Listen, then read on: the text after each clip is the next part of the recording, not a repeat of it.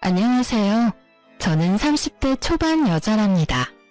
많은 나이도 아닌데 의도하지 않게 결혼에 이혼까지 하게 되면서 화려한 돌싱으로 살려고 열심히 노력하고 있네요.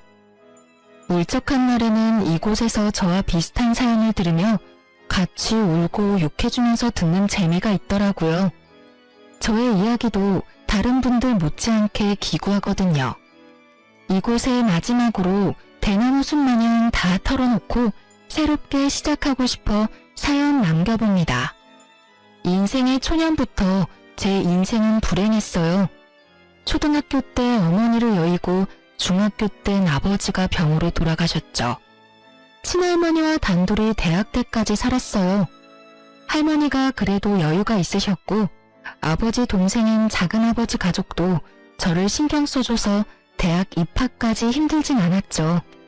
할머니가 부모님에게 못 받는 사랑을 더 넘치게 주셨거든요. 하나뿐인 가족인 할머니가 노환으로 병을 얻으셔서 제가 대학 2학년 때 돌아가시니까 진짜 하늘이 무너지는 기분이 이런 건가 싶더군요. 이 세상에 혼자만 남은 기분은 정말이지 겪어보지 않은 사람은 모를 거예요. 한동안 허한 마음 때문에 방황을 했는데요. 앞으로 혼자 어떻게 살아야 할지 막막하더라고요. 할머니와 살던 집은 작은 아버지 소유였다면서 저한테 나가라고 하더군요.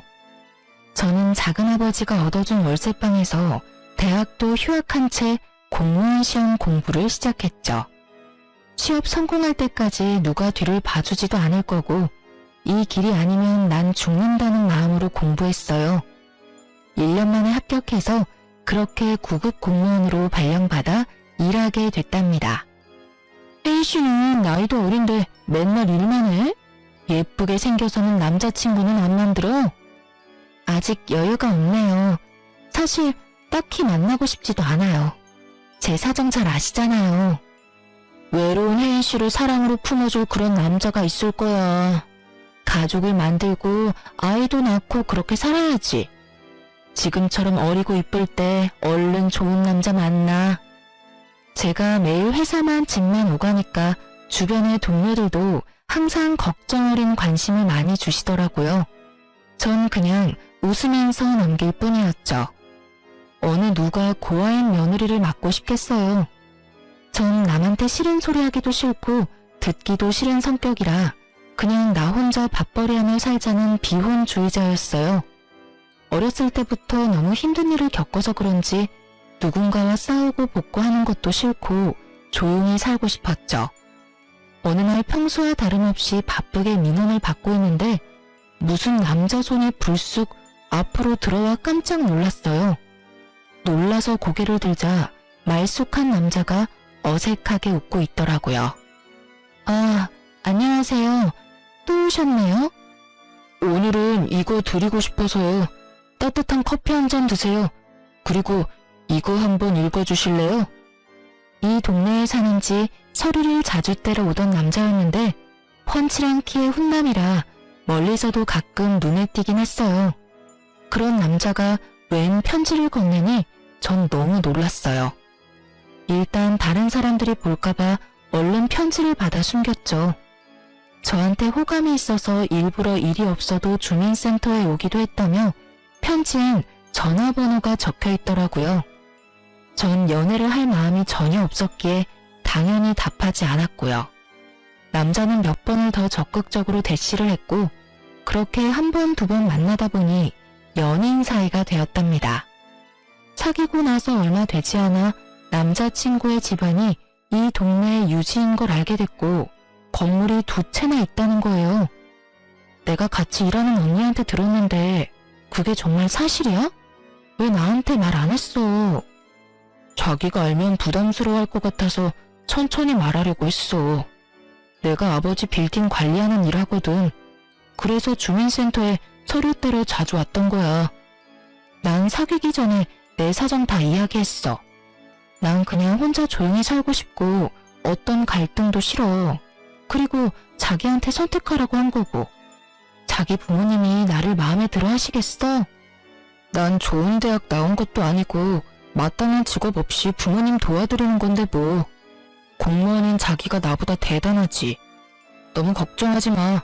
우리 부모님은 내가 다 알아서 해. 형이 있다고 하지 않았어? 형은 무슨 일 하시는데?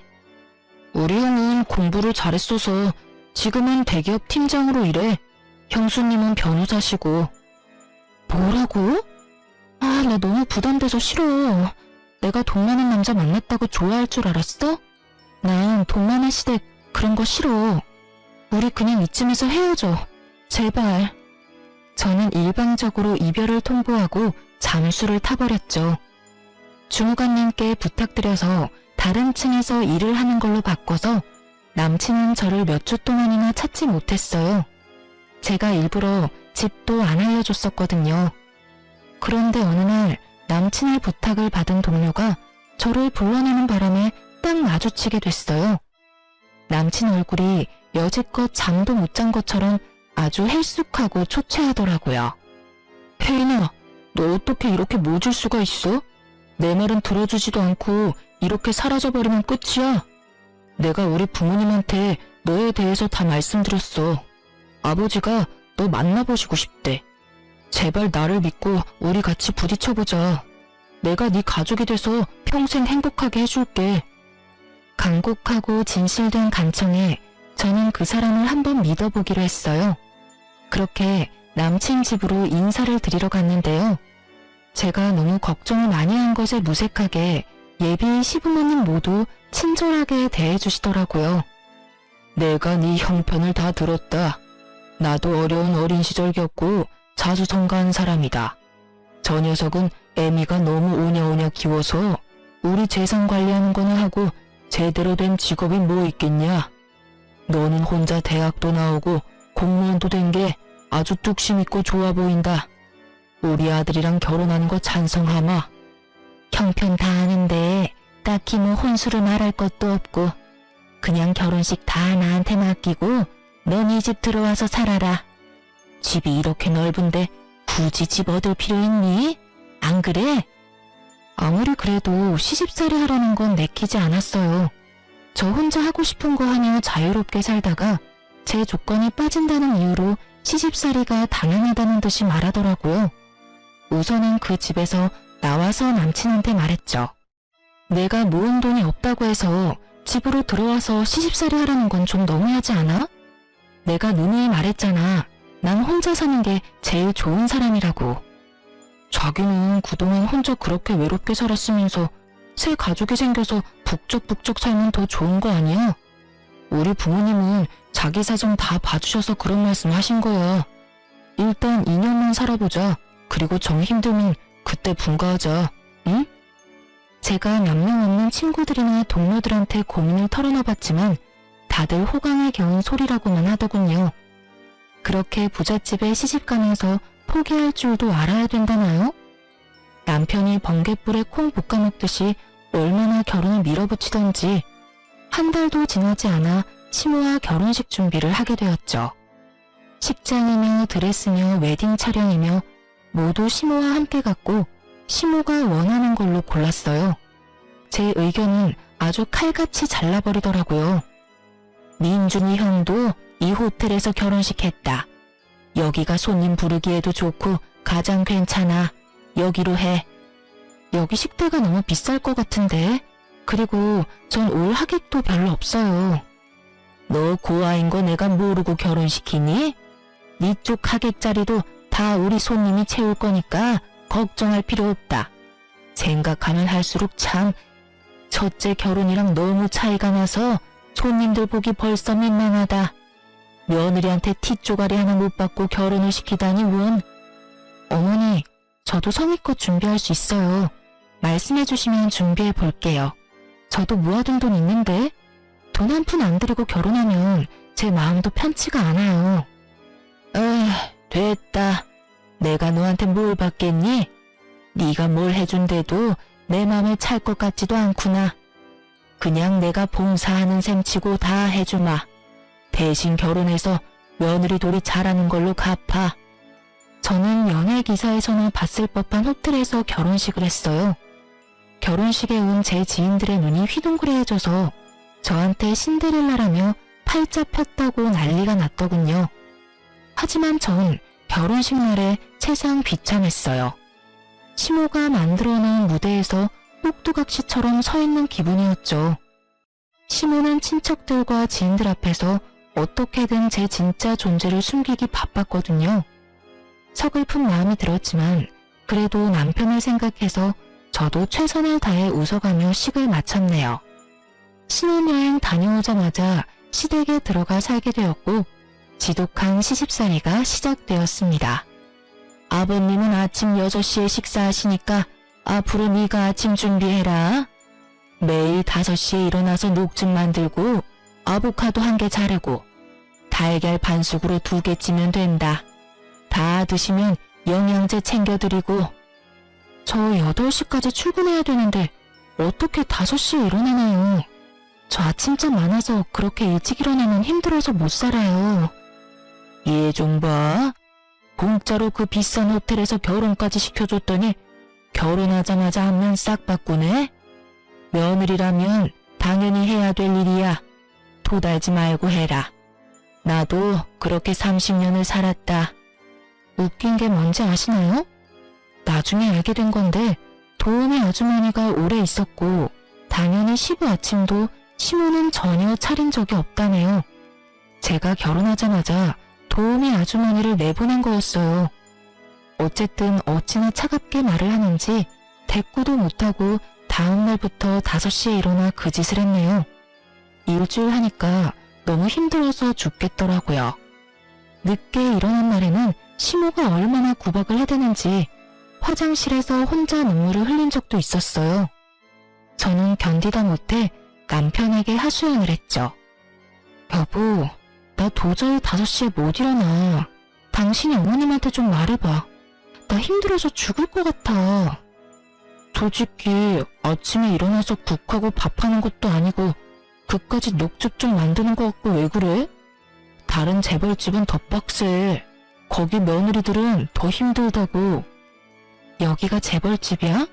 재벌집은 며느리들이 일을 안 하겠지. 난 가뜩이나 체력도 약한데 일하느라 너무 힘들어. 그럼 일을 관둬. 그까짓 거 한 달에 얼마나 번다고? 우리 부모님한테 잘 보이면 이 재산이 다 우리께 되는데 그까짓 거 뭐 대단하다고 그것도 못해? 그렇게 별거 아니면 당신이 좀 하면 되겠네. 왜 내가 해야 되는데? 그리고 난 절대 일 그만 안 둬. 내가 공무원 시험 합격하려고 얼마나 힘들게 공부했는데 한 달에 내 옷값도 안 되는 돈 벌면서 왜 그렇게 힘들게 살려고 그래? 며느리가 하는 거랑 아들이 하는 거랑 같아? 당연히 며느리가 해야 아버지도 좋아하시는 거지. 재산 물려받는 게 뭐 쉬운 건 줄 알아? 신혼 때까지만 해도 다정했던 남편은 제가 시부모에 대한 불평을 조금만 하면 아주 부르르 떨더라고요. 그것도 그럴 게 옆에서 보니까 시부한테 아주 잡혀 살더라고요. 시키는 거 다 하고 대드는 것도 없이 항상 예스맨이었죠. 혹시나 자기 형한테 뺏길세라 그 잘난 빌딩 물려받으려고 성질 죽여가며 시부 비위를 맞추고 사는 거였어요. 그러니 시부모는 저를 더 우습게 보고 아주 가정부 부리듯이 명령을 하는데 너무 화가 나고 스트레스가 쌓여갔죠. 이번 주말엔 커튼 좀 다 뜯어서 갈아라. 넌 없이 사느라 몰랐겠지만 커튼도 계절마다 가는 거야. 저 일하느라 너무 힘들어서 주말엔 쉬고 싶어요. 제가 커튼 업체 불러서 해결할게요. 저한테 시키지 말아주세요. 얘 말하는 싸가지 좀 봐. 그 업체 부르면 그건 누구 돈인데? 있는 집 시집 왔다고 아주 돈을 물 쓰듯이 쓰네. 그깟 푼돈 벌면서 지금 누구 앞에서 돈 번다고 유세야? 너 그 그지 같은 동사무소 당장 관둬. 집에 들어앉아서 살림이나 똑바로 해. 제가 그냥 참고 넘어가는 날이 많으니 시모는 점점 도가 지나치기 시작하더군요. 어느 날은 시모가 제가 일하는 주민센터에 와서는 제 앞을 알짱거리며 궁시렁대기까지 했죠. 별로 하는 일도 없어 보이는구만. 맨날 뭐가 힘들다고 거짓말을 해대? 도대체 얌전한 얼굴에 뭔 가면을 쓰고 있는지 알 수가 있어야지. 어머니, 지금 제가 일하는데 와서 뭐 하시는 거예요? 빨리 돌아가 주세요.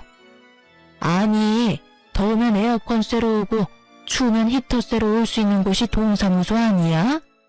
네가 뭔데 나한테 가라 말하니?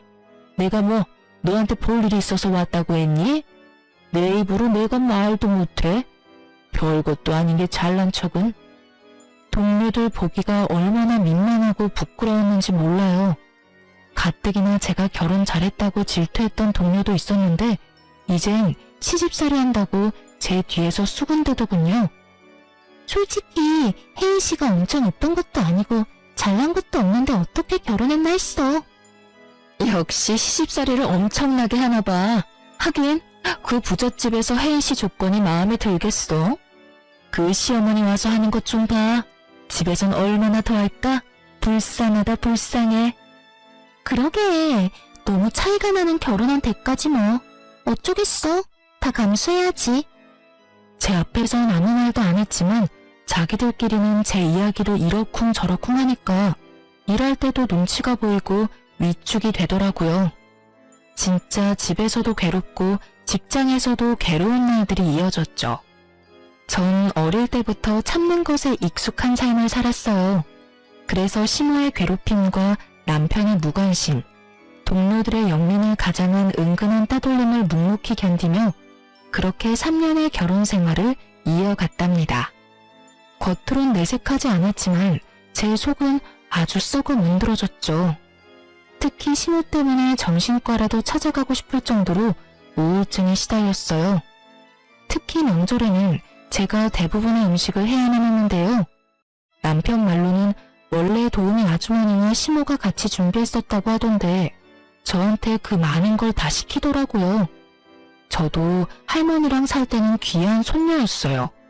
그래서 음식 해본 적도 별로 없었고요. 근데 저 혼자 명절 음식을 다 하라니 진짜 기가 막혔죠.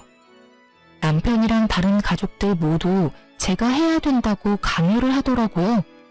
시모는 내가 하고 있으면 자기가 와서 마무리를 한다더니 정작 소파에 누워서 손톱이나 다듬고 있었어요. 그렇게 처음 만난 명절에 된통 당하고 나서 명절 트라우마가 생길 정도였죠. 그래서 두 번째 만난 설날에 한번 뒤집어 엎은 적이 있어요. 첫 번째 명절엔 그러려니 넘기려고 했는데 두 번째 맞은 설날에도 형님은 설날 당일 점심에 와서 밥만 먹고 봉투만 주고 가려고 하더군요. 설날에도 출근해야 한다면서요. 더군다나 저한테 대하는 것과는 너무 다르게 사근사근한 시모를 보니 부하가 치밀더군요. 아무리 바빠도 같은 며느리인데 형님은 와서 밥만 먹고 가는 건 아니지 않나요? 여보, 왜 이래? 떡국 잘못 먹었어? 형수님이 얼마나 잘 나가는 변호사인데 엄청 바쁘다고. 아, 미안해 동서. 내가 요리는 젬병이고 내가 명절에 더 바쁜 건 사실이야. 너 미쳤어? 아니, 지금 하늘 같은 형님한테 이게 무슨 태도야? 너는 고아에다 근본도 없는 주민센터 시다발이고 얘는 국내 최고 로펌 변호사인데 같은 며느리라고 같은 대접이라도 받고 싶어? 기가 막혀 진짜. 시모가 저한테 상스러운 말까지 해대며 비난하는 동안 아무도 제 편을 들어주지 않더군요. 심지어 남편은 시모를 말리기는커녕 잘못했다고 빌라더라고요. 저는 서러운 마음을 참지 못하고 그렇게 집을 뛰쳐나갔어요. 그 후로 어떻게 됐을 것 같으세요? 너 나간 김에 아예 완전히 나가버려. 그냥 짐 싸서 나가라고. 감히 누구한테 음식을 하라 마라 못하겠다고 난리야? 그냥 이혼해. 이혼하라고 하면 누가 무섭나요? 그럴게요. 이혼하고 나가면 되잖아요. 당장 부모님한테 잘못했다고 해. 대들지 말고. 제가 잘 말할게요, 엄마. 시모가 자기를 무시했다면서 당장 이혼하라고 난리를 쳤고 저도 시모가 너무 끔찍해서 이대로 이혼하고 싶더라고요. 이혼하는 게 희망으로 느껴졌다면 믿어지시겠나요? 근데 시부가 딱 한마디로 상황을 종결시켜버렸죠. 내 눈에 흙이 들어갈 때까지 이혼은 없다. 남들 부끄럽게 무슨 이혼이야? 당신도 또 한 번 그런 소리 꺼내면 당신부터 이혼이야. 알았어? 시모는 이혼당하는 게 무서웠는지 그 후로 이혼 소리는 못하더라고요. 그 대신 저를 더 교묘하게 괴롭혀만 갔어요. 저는 세 번째 맞는 추석이 다가오자 가슴에 돌덩이를 얹은 것 같고 잠잘 때도 눈물이 줄줄 흐를 정도였죠. 아무리 빠져나오려고 해도 깊은 늪에 빠진 것처럼 무기력하고 제 자신이 한심해만 보였어요. 바보같이 왜 당하고만 있냐고 하실 분도 있을 거예요. 근데 제 편을 들어줄 가족 한 명 없는 처지에 저를 나쁜 며느리 이상한 애로 몰고 가는 시댁에서 살아보세요. 나중엔 진짜 제 자신이 이상한가 보다 이런 생각까지 하게 되더라고요. 그러던 중에 저에게 편지 한 통이 왔는데요. 영 내용을 알 수가 없어 변호사인 형님에게 좀 물어보기로 마음을 먹었어요. 그래서 변호사 사무실로 찾아가 봤죠. 형님은 그래도 친절하게 저를 맞아주더군요. 그동안 명절 때 아니면 만난 적도 없고 대화도 별로 해본 적이 없어서 저를 무시한다고 생각을 했었거든요. 형님에게 편지에 대해 조언을 들은 뒤에 나가기 전에 용기 내어 한마디 했죠. 형님, 바쁜 건 알겠는데 그래도 명절엔 와서 좀 도와주셔야 되지 않아요? 저 혼자 그 많은 음식 해야 되는데. 나도 참 난감하네. 지금까진 도우미 아주머니 여러 명이 음식 준비해서 난 그런 부담이 전혀 없었는데. 나도 동서 혼자 땀 뻘뻘 흘리며 하는 거 보면 당연히 마음 편치가 않아. 어머니가 왜 갑자기 그러시는지. 제가 마음에 안 들어서 그러는 거죠. 저 골탕 먹이려고요. 제가 언제까지 버틸 수 있으려나 싶네요. 형님의 두루뭉실한 대답을 듣자 역시나 내 편은 아니라는 생각이 들더군요. 그렇게 지옥 같은 추석 전날이 찾아왔어요. 근데 아침에 초인종이 울려 나가보니 형님이 카트에 뭘 가득 싣고 왔더라고요. 아니 네가 이 아침부터 웬일이니?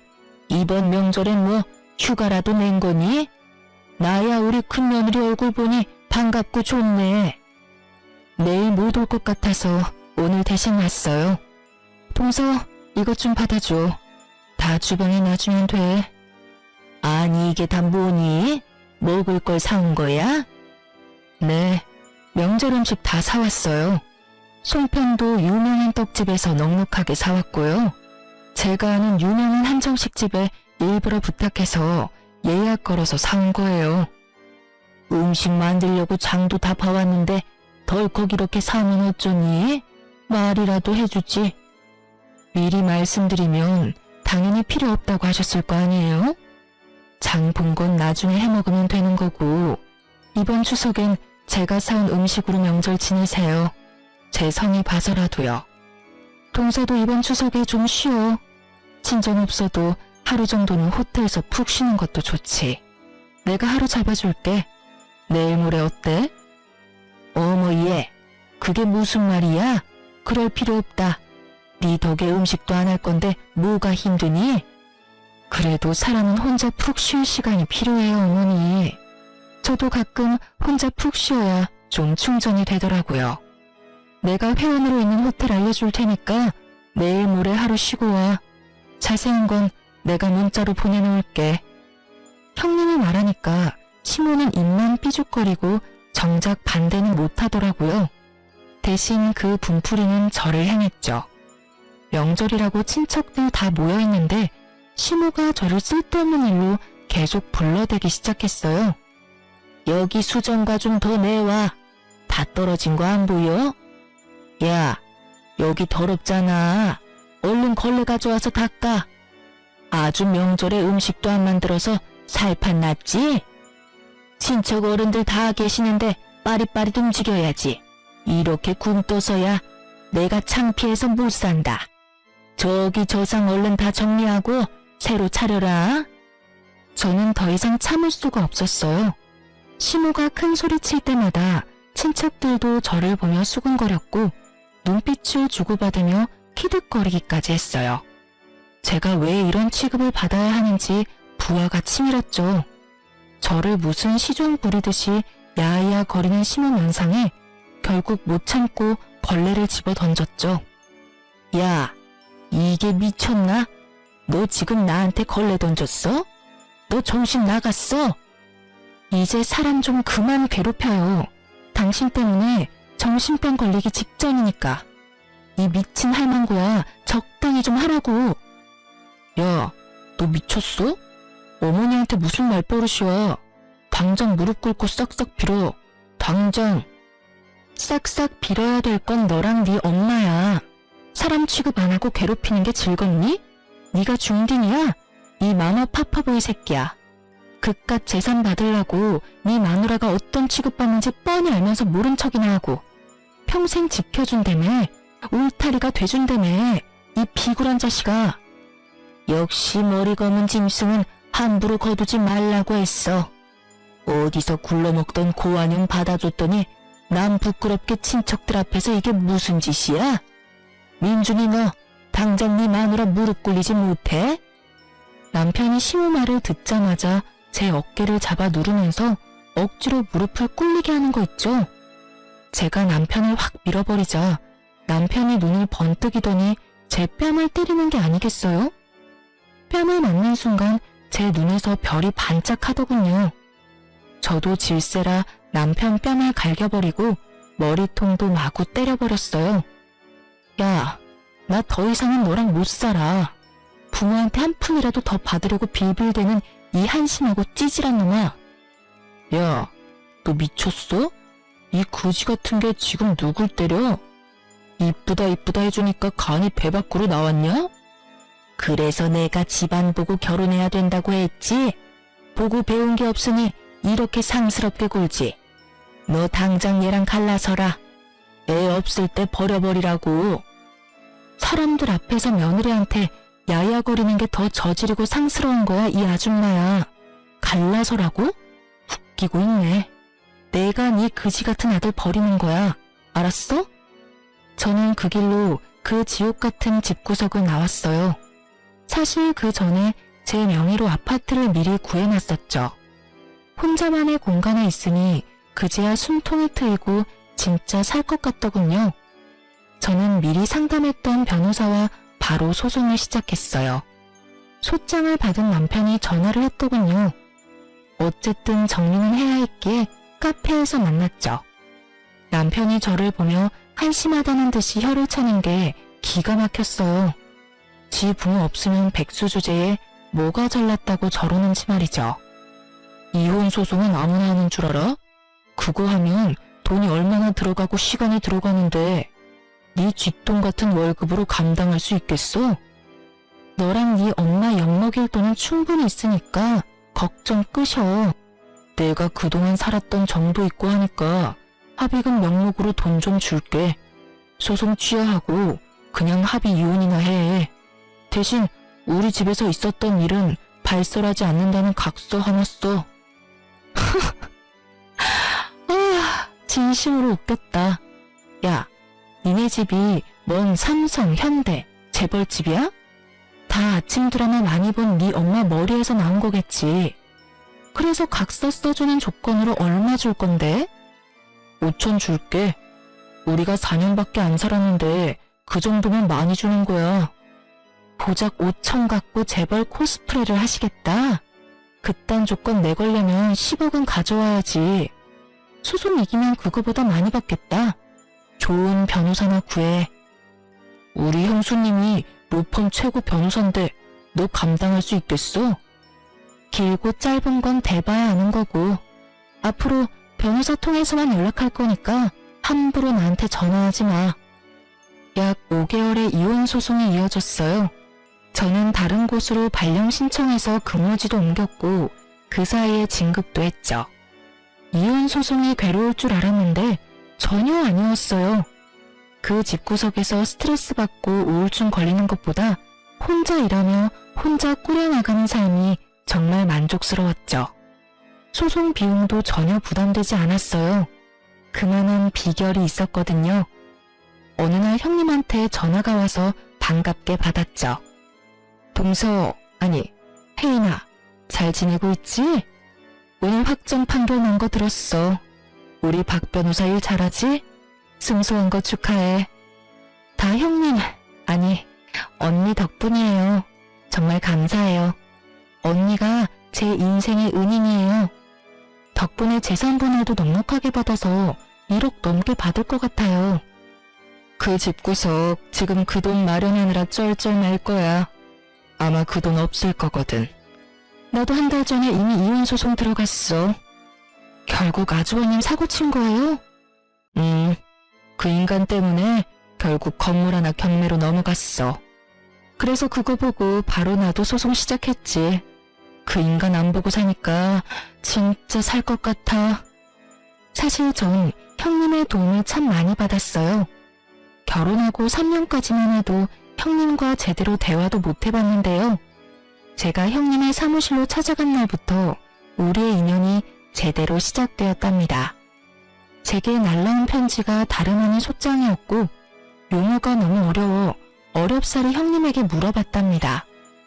차가워 보였던 형님은 생각보다 다정하고 바른 사람이었어요. 돌아가신 할아버지 앞으로 토지가 있으시네. 근데 상속자를 동서로 해놓으셨는데 작은아버지가 동서한테 일부러 숨기셨나봐. 이 합의서를 동의하거나 그냥 무시하면 작은아버지한테 넘어간다는 내용이야. 토지 받고 싶으면 소송을 해야 할 것 같아. 어떻게 할래? 어쩐지 작은아버지가 할머니 돌아가시니 저랑 인연을 딱 끊어버리더라고요. 평소 같았다면 그냥 당하고만 살았겠죠. 형님이 저 좀 도와주세요. 소송 어떻게 하면 될까요? 그렇게 소송이 진행됐고 제가 승소해서 자그마치 10억 상당의 토지를 상속받을 수 있었어요. 작은아버지가 저한테 찾아와 협박도 하고 회유도 하면서 소송을 막으려고 별짓을 다 하더군요. 시집도 모자라 제 가족하고도 싸워야 한다니 진짜 너무 힘든 시기였어요. 하지만 형님이 작은아버지를 직접 만나 다신 저한테 연락 못하도록 해결해줬고 제가 무너지지 않도록 많은 도움을 줬답니다. 재테크에 밝은 형님 덕분에 절반은 팔아서 제 명의의 아파트를 샀고 절반은 묻어두었죠. 처음으로 제 집을 마련한 날 형님을 초대해서 둘이 와인 한잔하며 속 깊은 얘기를 나눴어요. 동서, 이젠 그만 당하고 살고 도련님이랑 이혼해. 이제 집도 있겠다, 돈도 있겠다, 연금 나오는 직장 있겠다. 그런 팔푼이랑 살면서 왜 어머니한테 당하고만 살아? 저도 진짜 지긋지긋해요. 정말 이혼하고 싶어요. 근데 어릴 때부터 혼자 살아서 또 혼자가 된다는 게 두려운가 봐요. 제가 바보죠 뭐. 나도 이제 이혼할 거야. 그 인간 시부모가 하도 오냐오냐 키워서 인성 개판인데 주식 중독으로 돈도 엄청 말아먹었어. 내가 진짜 남 부끄러워서 말도 못하고 맨가슴 앓으면서 살았는데 이번에 집 담보 잡으려던 거 미리 알게 돼서 나도 간신히 막았어. 허우대만 멀쩡하면 뭐해? 속은 완전히 썩은 인간이야. 형님은 워낙 똑부러져서 겉으로 보기엔 진짜 완벽한 사람 같았는데 혼자 소갈이 하느라 힘드셨겠어요. 아니야. 완벽하긴 나한텐 과찬이지. 하여튼 그 인간 결국 시부모 몰래 건물 하나 저당 잡혀서 돈 끌었었어.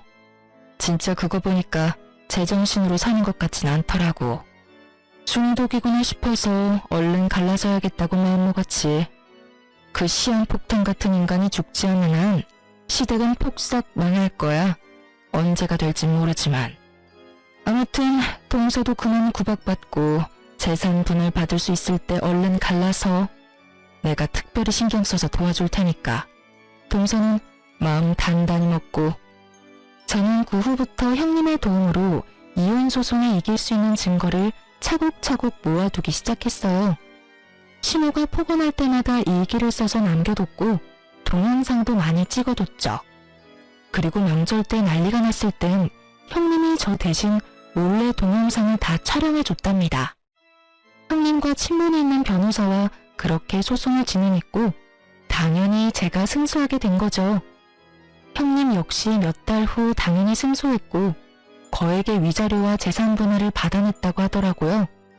거기다 시부도 건설업을 무리하게 시작해보려다가 빚을 엄청 지고 있던 상태였는데 결국 갚지 못해서 갖고 있던 건물 2채를 다 처분해서 빚잔치를 했다고 하더군요. 말 그대로 진짜 쪽박을 찬 거죠. 아주 꽃이다고 생각하고 있었는데 세상에 신우한테 전화가 온 거 있죠? 네가 일하는 데 찾아가 보니까 다른 데서 일한다고 하더라. 오랜만에 얼굴 보고 싶었는데 얼마나 아쉬웠는지 몰라. 혼자 살면서 밥은 잘 먹고 다니니? 외롭고 힘들지는 않고? 뭐 잘못 먹었어요? 우리가 따뜻하게 안부 물을 사이에요. 다신 전화하지 말아요. 예. 끊지 말고 잠깐 얘기 좀 하자. 내가 요즘 네 생각이 얼마나 나던지 꿈에도 네가 나와서 울고 그러더라. 그래서 뭔 일이 있나 걱정이 돼서 전화한 거야. 우리 민준이도 맨날 네 얘기하면서 울면서 자는 것 같더라. 내가 얼마나 마음이 아프던지. 우리 민준이는 너 없이는 못 살 것 같더라. 그냥 다시 합치면 어떠니? 미쳤어요? 그 집구석 다 망한 거 세상이 다 아는데 돈 한 푼 없는 백수랑 내가 왜 재결합을 해요? 여전히 주제도 모르고 양심도 없네. 쓸데없는 소리 계속 짓거릴 거면 끊어요. 또 전화하면 가만히 안 있을 줄 알아요? 아가야, 제발 우리 민준이 한 번만 받아줘. 아주 폐인이 돼서 내가 옆에서 보기가 안 됐다. 그래도 우리가 한 가족이었는데 어떻게 이렇게 매정하게 구니? 아이쿠, 내 팔자야. 이젠 너한테까지 내가 구걸을 하고 아주 못 산다. 아주 혼자 울면서 신세 한탄까지 하길래 그냥 끊어버렸고 시모 번호는 차단해버렸답니다. 어이없게도 며칠 후엔 전 남편님이 제 아파트 앞에서 저를 기다리고 있더군요. 여길 당신이 어떻게 알고 왔어? 내 뒤라도 캔 거야? 이번엔 콩밥 한번 먹어볼래? 여보, 내가 다 잘못했어. 내가 이렇게 빌게. 난 당신 없이는 못 살아. 내가 당신이 원하는 건 뭐든지 다 할게. 나 좀 다시 받아주면 안 될까? 네 엄마랑 너랑 짰어? 갑자기 쌍으로 왜 난리야? 형님한테 뭔 말이라도 들었나 봐. 왜? 내가 돈이라도 좀 있어 보이니까 없던 마음이 짠하고 생기디? 어? 아니야. 우리 집이 어려워진 건 알고 있어? 갑자기 이렇게 돼버리니까 그동안 날 이해해주고 사랑해준 건 당신밖에 없었다는 생각이 들었어. 여보, 내가 집안일 살림 다 할게. 이런 사랑 싸움은 1년만 지나면 다 아물기 마련이야. 우리가 나이 들어서 생각해보면 다 아무것도 아닐 일이라고. 1년만 지나면 아물어? 이 못된 인간아. 네 엄마한테 당해서 받은 상처는 내가 죽을 때까지 못 잊을 거야. 네 엄마 닮은 사람만 길거리에서 만나도 가슴이 철렁해. 너랑 네 가족이 나를 얼마나 죽을 만큼 힘들게 만들었는데. 뭐? 재결합을 해? 누구 좋으라고? 폭삭 망하니까 네가 나이 많은 백수라는 걸 처절하게 깨달았나 봐. 아, 그래. 너 능력 있다. 인정해주니까 좋아? 그래도 내 덕에 너도 부잣집 사모님 소리 들으면서 어깨 으쓱하면서 살았잖아. 그니까 너도 날 좀 도와줘야지.